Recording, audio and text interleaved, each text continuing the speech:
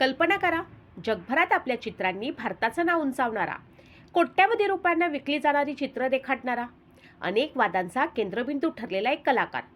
आणि तोच कलाकार जेव्हा आपल्या जन्मभूमी पंढरपूरमध्ये येतो, तेव्हा विठ्ठलाच्या मूर्तीसमोर उभा राहून लहान मुलासारखा रडू लागतो. त्याच्या डोळ्यातून वाहणारे अश्रू पाहून मंदिरात उपस्थित असलेले लोकही काही क्षण स्तब्ध होतात. त्या क्षणी तिथे ना कोणाचा धर्म महत्त्वाचा होता, ना कोणाची प्रसिद्धी. महत्त्वाची होती ती एका माणसाच्या मनात जन्मभूमीबद्दल आणि विठ्ठलाबद्दल असलेली निस्सीम ओढ. ही कथा आहे भारतातील महान चित्रकार मकबूल फिदा हुसेन म्हणजेच एम.एफ. हुसेन यांच्या आयुष्यातील एका अशा प्रसंगाची, जो आजही पंढरपूरमध्ये अनेक ज्येष्ठांच्या आठवणीत जिवंत आहे. ही केवळ एका चित्रकाराची गोष्ट नाही, तर ही माणुसकी, भक्ती आणि आपल्या मातीशी असलेल्या नात्याची गोष्ट आहे.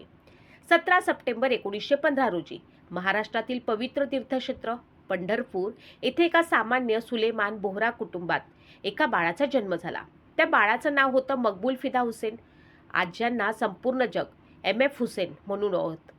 त्यांच्या आयुष्याची सुरुवात मात्र अत्यंत साध्या वातावरणात झाली. त्या काळचं पंढरपूर आजच्या पंढरपूरपेक्षा पूर्णपणे वेगळं होतं.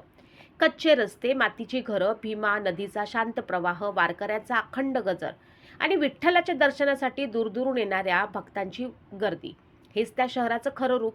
लहानग्या मकबूलच्या बालपणी हेच वातावरण त्याच्या मनात नकळत कोरलं गेलं. मकबूल लहान असतानाच त्याच्या आईचं निधन झालं. आईच्या मायेची सावली हरपणं कोणत्याही मुलासाठी मोठा आघात असतो. त्या दुःखातून बाहेर पडण्यासाठी त्यांच्या वडिलांनी नंतर इंदूरला स्थलांतर केलं. पंढरपूर मागे राहिलं, पण त्या भूमीने त्यांच्या मनावर उमटवलेले संस्कार कधीच मागे राहिले नाहीत. बालपणीचे काही क्षण, भीमेचा किनारा, विठ्ठल मंदिराचा परिसर, वारकऱ्यांच्या अभंगाचा आवाज त्यांच्या मनात कायमचं घर करून राहिला.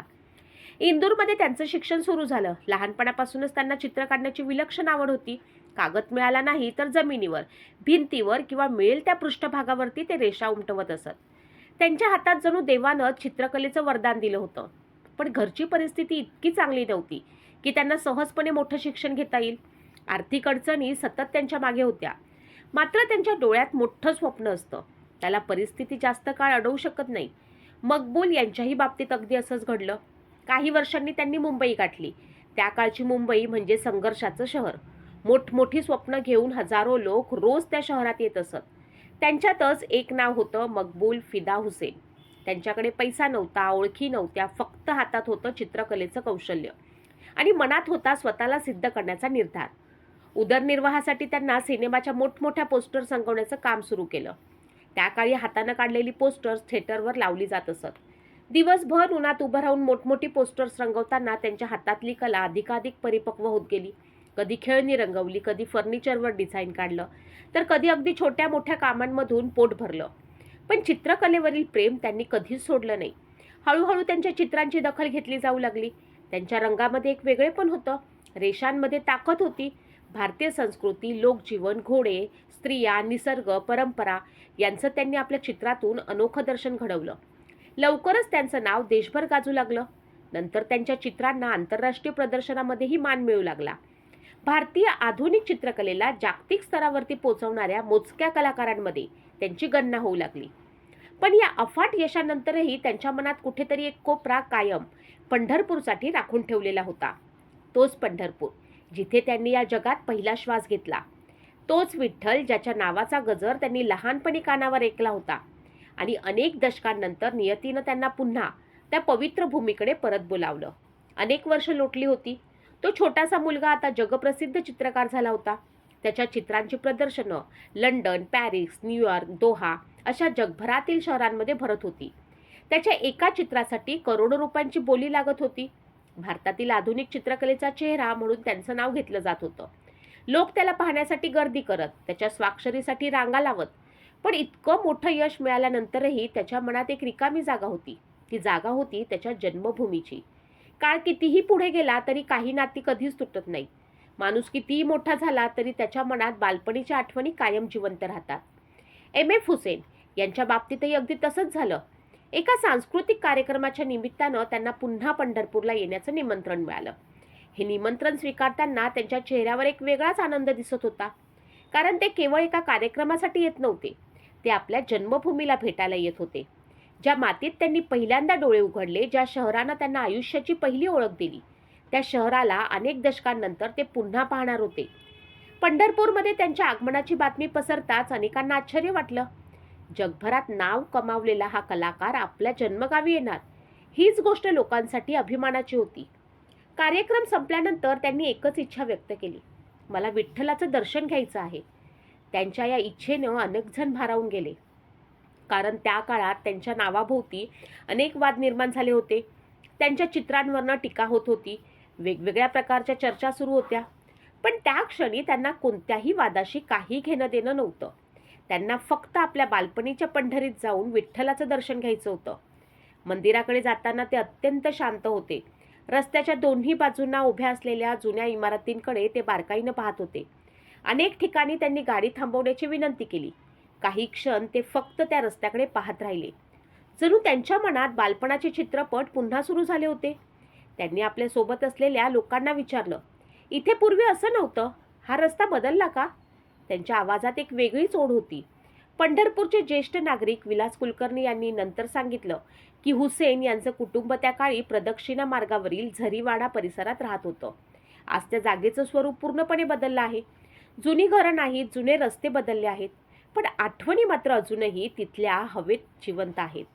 हुसेन त्या परिसराकडे बराच वेळ शांतपणे पाहत राहिले, जणू ते आपल्या हरवलेल्या बालपणाचा शोध घेत होते. त्यानंतर ते विठ्ठल मंदिराकडे निघाले. मंदिरात प्रवेश करताच घंटांचा निनाद त्यांच्या कानावर पडला. वारकऱ्यांचा विठ्ठल विठ्ठल असा अखंड गजर सुरू होता. धुपाचा सुगंध वातावरणात दरवळत होता. भक्तांच्या चेहऱ्यावर समाधान होतं. हे सगळं पाहताना हुसेन काही बोलत नव्हते. त्यांच्या चेहऱ्यावर फक्त एक शांत स्मित होतं. मंदिराच्या गाभाऱ्याजवळ ते पोचले आणि मग आयुष्यातील तो अविस्मरणीय क्षण आला. समोर विठेवर उभा असलेला सावळा पांडुरंग त्यांच्या नजरेस पडला. ते काही क्षण नुसतेच त्या मूर्तीकडे पाहत राहिले आणि पुढच्याच क्षणी त्यांच्या डोळ्यातून अश्रू वाहू लागले. त्या अश्रूंमध्ये प्रसिद्धी नव्हती, त्या अश्रूंमध्ये संपत्ती नव्हती, त्या अश्रूंमध्ये होता जन्मभूमीचा स्पर्श, बालपणीच्या आठवणी आणि एका कलाकाराच्या मनात दडलेली निर्मळ भक्ती. काही क्षण शब्दशः निशब्द झाले होते. समोर विटेवर उभा असलेला विठोबा, कमरेवर हात ठेवून भक्तांकडे पाहणारा तो सावळा पांडुरंग आणि त्याच्या समोर उभा असलेला जगप्रसिद्ध चित्रकार M.F. हुसेन. मंदिरात उपस्थित असलेल्या प्रत्येकासाठी तो क्षण अविस्मरणीय ठरला. गाभाऱ्यातील गर्दी, घंटांचा निनाद, मंत्रोच्चार, वारकऱ्याचा अखंड राम कृष्ण हरीचा गजर सुरू होता. पण त्या क्षणी हुसेन यांच्या कानापर्यंत जणू काही पोहोचतच नव्हतं. त्यांच्या नजरेसमोर फक्त विठ्ठल होता. त्यांनी हळूहळू दोन्ही हात जोडले. काही क्षण डोळे मिटले, मग पुन्हा त्यांनी विठ्ठलाकडे पाहिलं आणि त्यांच्या डोळ्यातून अश्रूंच्या धारा वाहू लागल्या. ते अश्रू लपवण्याचा त्यांनी प्रयत्न केला नाही. उलट ते जणू त्या क्षणात पूर्णपणे हरवून गेले होते. तिथे उपस्थित असलेल्या अनेकांना हा प्रसंग पाहून स्वतःचेही डोळे पाणावले. या प्रसंगाचं प्रत्यक्ष साक्षीदार असलेले सिद्धार्थ ढवळे नंतर आठवण सांगताना भावूक झाले होते. ते म्हणाले, आजही तो दिवस माझ्या डोळ्यासमोर तसाच उभा राहतो. एक मुस्लिम माणूस पांडुरंगाच्या समोर इतक्या श्रद्धेने नतमस्तक झाला आणि विठ्ठलाचं दर्शन होताच त्याच्या डोळ्यातून अक्षरशः अश्रू वाहू लागले. तो प्रसंग आम्ही कधीच विसरू शकत नाही. त्यांच्या त्या शब्दांमध्ये कोणताही दिखावा नव्हता. ती होती एक सत्य घटनेची साक्ष. खरं तर पंढरपूरचा इतिहास असा आहे की इथे भक्तीला कधी धर्माच्या चौकटीत बंदिस्त केलं गेलं नाही. संत नामदेवांच्या अभंगातून, संत चोखामेळ्याच्या जीवनातून, संत तुकारामांच्या गाथेतून, संत ज्ञानेश्वरांच्या ओव्यांमधनं एकच संदेश दिला गेला, देवापर्यंत पोचण्यासाठी माणसाचं मन शुद्ध असणं महत्त्वाचं, त्याचा धर्म नाही. कदाचित म्हणूनच विठ्ठलाच्या चरणी उभं राहिल्यावर M.F. हुसेन यांच्याही मनातील सर्व भिंती एका क्षणात विरघळून गेल्या असाव्यात. दर्शन झाल्यानंतर त्यांनी मंदिरातून बाहेर पडण्याची घाई केली नाही. ते बराच वेळ मंदिराच्या परिसरात शांतपणे फिरत राहिले. प्रत्येक दगड, प्रत्येक कमान, प्रत्येक कोपरा ते निरखून पाहत होते. जणू डोळ्यांनी त्या आठवणी पुन्हा रंगवत होते. चित्रकार म्हणून त्यांनी आयुष्यभर हजारो चित्र काढली होती, पण त्या दिवशी त्यांच्या मनात जे चित्र तयार होत होतं ते कोणत्याही कॅनव्हासवर कधीच उमटू शकणार नव्हतं. मंदिराबाहेर अनेक लोक त्यांना भेटण्यासाठी जमले होते. कोणी त्यांच्यासोबत फोटो काढू इच्छित होतं, कोणी हस्तांदोलन करू इच्छित होतं, तर कोणी त्यांच्या चित्रांचं कौतुक करत होतं. पण त्या दिवशी ते फारसं काही बोलले नाहीत. त्यांच्या चेहऱ्यावर एक विलक्षण शांतता होती. जणू अनेक वर्षांपासून मनात दडलेली एखादी ओढ त्या दर्शनानं पूर्ण झाली होती. संध्याकाळ जवळ झाली. पंढरपूर सोडण्याची वेळ झाली. गाडी पुण्याकडे निघाली. गाडी पुढे सरकत होती, पण हुसेन यांची नजर मात्र मागे राहिलेल्या पंढरपूरकडेच लागली होती. जन्मभूमी पुन्हा मागे पडत होती, पण यावेळी ती फक्त आठवण नव्हती, तर आयुष्यभरासाठी हृदयात कोरलेला एक भावनिक अनुभव बनली होती. याच पंढरपूरच्या भेटीनंतर काही वर्षांनी त्यांच्या आयुष्यात कठीण काळ आला. त्यांच्या काही चित्रांवरनं देशभर वाद निर्माण झाले. अनेक ठिकाणी त्यांच्यावर खटले दाखल झाले. पंढरपूरच्या न्यायालयातही त्यांच्या विरोधात तक्रार दाखल झाली होती. एकेकाळी ज्या भूमीनं त्यांना जन्म दिला त्याच देशात त्यांना न्यायालयीन लढाया आणि टीकेला सामोरं जावं लागलं. परंतु या सर्व घटनांनंतरही त्यांनी भारताबद्दलचा आणि पंढरपूरबद्दलचा आदर कधी कमी होऊ दिला नाही. वादाचं वादळ दिवसेंदिवस वाढत गेलं. वेगवेगळ्या शहरांमध्ये त्यांच्यावरती खटले दाखल होऊ लागले. प्रदर्शनामध्ये गोंधळ घालण्यात आला, धमक्या दिल्या जाऊ लागल्या. एक कलाकार म्हणून त्यांनी आयुष्यभर रंगांमधनं भारतीय संस्कृती, पुराणकथा, लोकजीवन, मानवी भावना कॅनव्हासवरती उतरवल्या होत्या.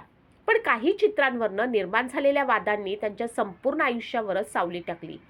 वयाच्या 90ीतही त्यांना न्यायालयाच्या फेऱ्या, आरोप आणि विरोधाचा सामना करावा लागला. शेवटी 2006 मध्ये त्यांनी अतिशय जड अंतकरणाने भारत सोडण्याचा निर्णय घेतला. नंतर त्यांनी कतारचे नागरिकत्व स्वीकारले. परंतु नागरिकत्व बदललं म्हणून मन बदललं नाही. त्यांच्या मनातला भारत, त्यांच्या आठवणीतलं पंढरपूर, विठ्ठलाच्या दर्शनाचा तो क्षण शेवटपर्यंत जिवंत राहिला. परदेशात राहूनही जेव्हा भारताचा विषय निघायचा तेव्हा त्यांच्या बोलण्यात एक वेगळीच ओढ जाणवायची. कारण माणूस कितीही दूर गेला तरी त्याच्या जन्मभूमीचा सुगंध कधीच विसरत नाही. ज्या मातीत त्यानं पहिला श्वास घेतला, त्या आकाशाखाली पहिल्यांदा डोळे उघडले, ती माती त्याला आयुष्यभर हाक मारत राहते. M.F. हुसेन यांच्या बाबतीतही हेच खरं होतं. त्यांच्या मनात पंढरपूर केवळ एक शहर नव्हतं, तर त्यांच्या आयुष्याच्या पहिल्या पानावर लिहिलेलं नाव होतं. आजही पंढरपूरमध्ये त्या भेटीच्या आठवणी जपून ठेवणारे काही लोक आहेत.